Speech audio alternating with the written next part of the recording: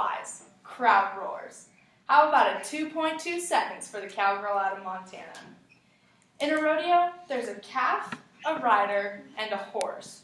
3 very independent variables, but there's one thing that brings them all together, the bit.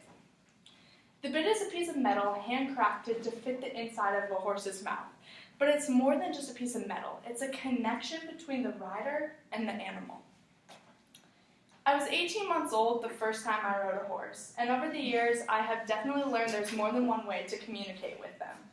But the second you slide the perfect bit over their tongue, you're instantly connected to this 1,200-pound animal. Bits come in many styles to fit the many different shapes and many different personalities of a horse.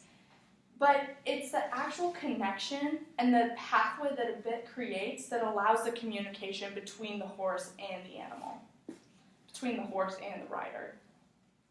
There are countless styles of bits, all custom tailored to fit the many different personalities, because every horse's mouth is shaped differently.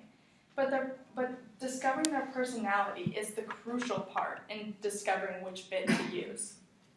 All animals have a different nature to them, and for horses, discovering their quirks is crucial in your connection. A strong-willed horse will require a bit with a bit higher port and a longer shank. You can pass that one around.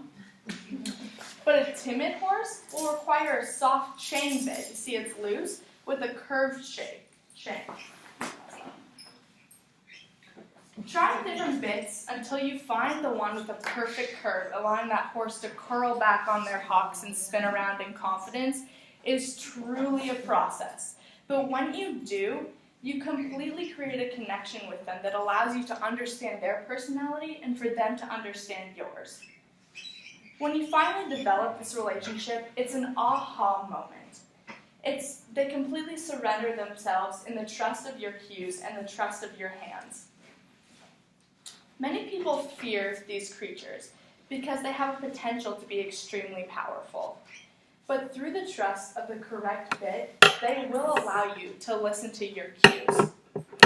During the training process, you give a horse a cue with the bridle or the reins, and then you reinforce it with your legs. This allows them to have confidence in the cues that you are giving them. Allowing a horse to become comfortable with what you tell them to do allows them to relate what your cue is to a specific task.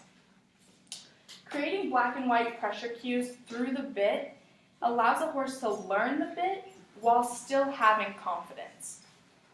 By having a deep connection with these horses before you even swing a leg over their back allows their mind and their body to be open to what you're trying to teach them. The combination of a beautiful connection and the correct bit allows a horse to be an athlete, a cowboy to be a coach, and the bit to be the playbook.